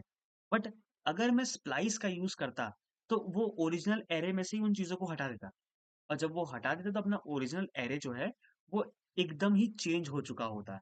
तो उस केस के लिए हम लोग ने एक और मेथड बनाया, मतलब हम लोग ने नहीं, जावास्क्रिप्ट की कम्युनिटी जो ECMAScript है उसने एक और मेथड बनाया जिसका नाम दिया है स्लाइस। कि भाई अगर ओरिजिनल एरे पे कुछ नहीं करना चाहते हो तो स्लाइस का यूज करो, स्प्लाइस का यूज मत करो। ठीक है, तो ये तो थे अपने कुछ इंपॉर्टेंट मेथड्स, इंपॉर्टेंट चीजें जो हम लोग को एरेस के पर्टिकुलर टॉपिक के अंदर जानना बहुत बहुत बहुत ज्यादा जरूरी है। बहुत ही इन डेप्थ बात की। नेक्स्ट लेक्चर में हम लोग ऑब्जेक्ट्स के बारे में बात करने वाले हैं।